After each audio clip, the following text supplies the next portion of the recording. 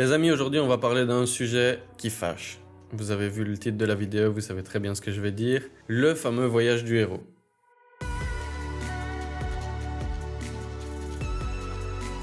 Quand on débute en écriture et qu'on tombe sur cette structure toute faite, on a vraiment l'impression qu'on est tombé sur le Saint Graal. Enfin, une structure claire, validée plus ou moins par la science, qui explique comment sont construites toutes les bonnes histoires. En tout cas, c'est ce que la structure promet. Et l'idée, c'est qu'en suivant cette structure, nous aussi, on va être capable d'écrire automatiquement une bonne histoire. Sauf qu'entre cette promesse et la réalité, vous allez voir qu'il y a parfois un monde. Dans cette vidéo, je vais vous expliquer pourquoi je pense que suivre la structure du voyage du héros est une mauvaise idée et pourquoi. D'abord, il faut bien comprendre d'où vient cette idée de voyage du héros parce qu'à la base, c'est pas du tout un outil fait pour les écrivains. On la trouve dans un livre de Joseph Campbell qui s'appelle Le héros aux 1000 visages. Et Campbell, c'est pas du tout un écrivain, c'est un universitaire à la base. Donc c'est quelqu'un qui fait de la recherche. Et ce qu'il cherche à faire, c'est explorer les différents mythes de l'humanité pour voir s'il n'y aurait pas quelque chose en commun. Et dans son livre, il détaille en quoi il pense que la structure de tous les mythes de l'humanité, peu importe où on va dans le monde, a une certaine base commune. Et c'est à partir de cette base qu'on a extrapolé ça pour les écrivains, mais rappelez-vous que lui, ce qu'il cherchait à faire, c'était expliquer les mythes. Et les mythes et les romans modernes, c'est pas forcément la même chose déjà. Mais surtout, son livre n'est pas du tout destiné à des écrivains. Quand vous lisez ce livre-là, c'est clairement un travail destiné à des universitaires qui connaissent le jargon, qui connaissent aussi le style.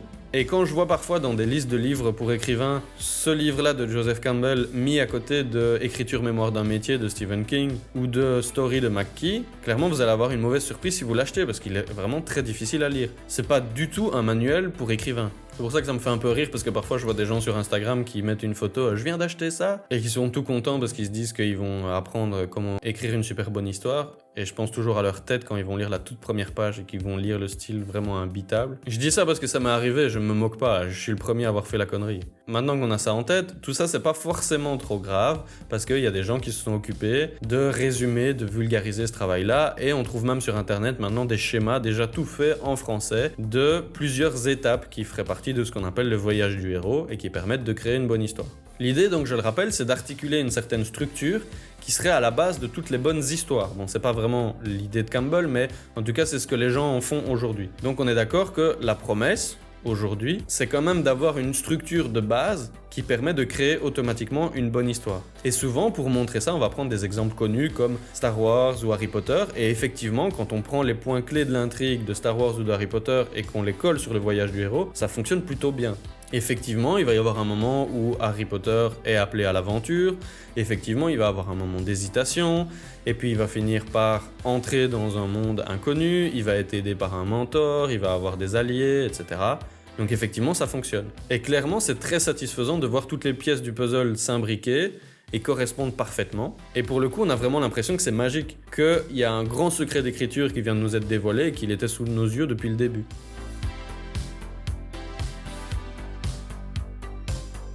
Et maintenant, ça y est, on fait partie du petit cercle d'écrivains qui partagent ce secret et du coup, on va pouvoir écrire des bonnes histoires. Vous allez voir que c'est pas aussi simple que ça. Parce qu'en fait, tout ce que je viens de vous dire avec Star Wars et Harry Potter, c'est ce qu'on appelle un bon gros billet de confirmation. On a pris des histoires pour lesquelles ça marche, on a montré en quoi ça marchait, mais on s'est bien gardé de citer toutes les histoires qui correspondent pas du tout à cette structure du voyage du héros. Et des romans comme ça, croyez-moi, il y en a une pelletée. Il y en a effectivement plein pour lesquels ça fonctionne, mais il y en a même encore plus pour lesquels ça fonctionne pas du tout. Pour rester dans des auteurs plutôt connus, je vous mets au défi d'essayer de faire coller n'importe quel bouquin de Kafka, ou de Nabokov, ou de Romain Gary sur la structure du voyage du héros. Et même pour rester chez des auteurs très populaires, Stephen King a écrit plein de romans qui ne collent pas du tout à cette structure-là. Donc le fait qu'elle soit à la base de toutes les bonnes histoires, déjà, ça va pas du tout. On voit bien que ça colle pas. Et c'est normal, la littérature, elle est bien trop complexe.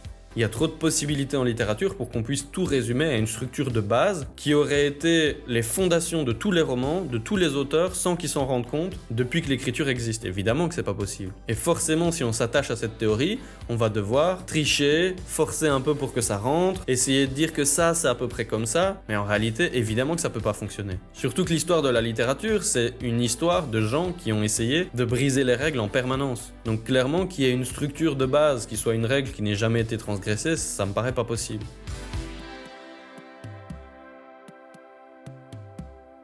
Mais vous allez peut-être me dire, ok, mais le voyage du héros, ça n'explique pas tout, mais ça reste une bonne structure de base pour créer une bonne histoire. Et c'est vrai qu'on pourrait se dire que effectivement c'est une bonne idée. Ça n'explique pas toutes les histoires, mais ça on s'en fout. Au moins, ça permet d'avoir une structure quand on débute, à laquelle on peut coller pour construire une histoire qui sera automatiquement bonne et bien construite, quoi. Et ça me semble déjà une idée plus prudente, mais pour moi, ça reste une mauvaise idée. Pourquoi ? Parce que justement, cette structure, elle est victime de son succès, en fait. C'est une structure qui a été énormément utilisée dans les gros blockbusters hollywoodiens, et aujourd'hui, c'est associé à un certain manque d'ambition, un manque d'originalité, parce que tout le monde la connaît. Et même ceux qui n'ont jamais entendu parler du voyage du héros, quand ils regardent un film qui suit cette structure, ils peuvent arriver à prédire des points d'intrigue, tellement elle est devenue classique. Et pour moi, elle est devenue trop classique. On l'a trop vue, c'est carrément devenu un cliché de structure. En gros, vos futurs lecteurs vont avoir l'impression qu'ils ont déjà lu votre histoire 100 fois, alors que c'est la première fois qu'ils lisent votre roman. Et ils vont peut-être même finir par critiquer votre manque d'ambition, votre manque de prise de risque, ce qui serait quand même dommage. Donc dans tous les cas, ça va de toute façon donner un roman ultra formaté et ultra prévisible, qui va être oublié dès qu'il aura été terminé. Et ça, je pense que personne n'a envie d'écrire un roman comme ça. Donc d'un côté, vous êtes rassuré parce que vous avez une structure dont vous savez qu'elle fonctionne déjà, mais d'un autre côté, vous payez le prix fort parce que vous avez un roman qui est oubliable et oublié. Alors je sais que certains d'entre vous vont me dire « Oui, mais moi, le voyage du héros, je l'utilise juste comme un point de départ, j'essaye d'en dévier un petit peu. » Et effectivement, il y a des gens qui travaillent comme ça.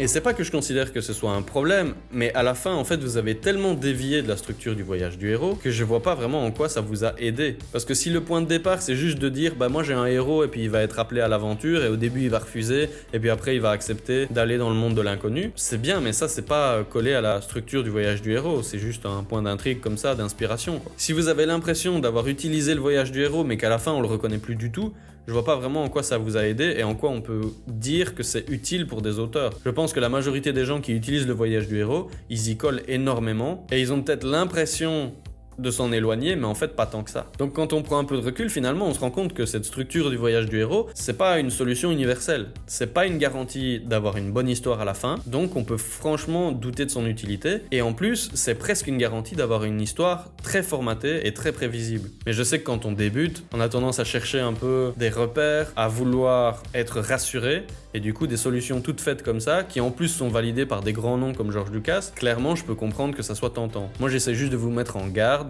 pour vous dire qu'il faut faire attention, il y a aussi des dangers derrière ça.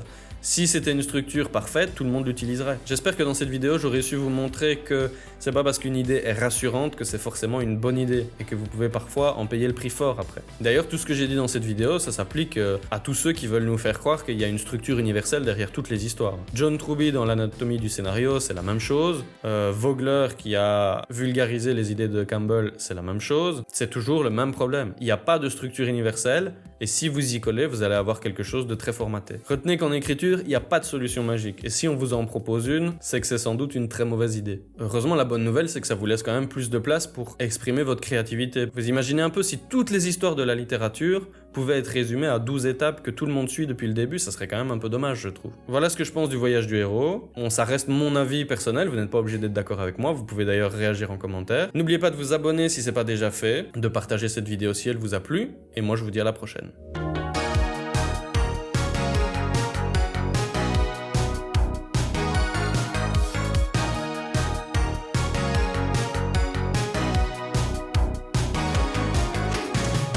Clairement, je me dis, vous allez avoir une mauvaise surprise si vous l'achetez.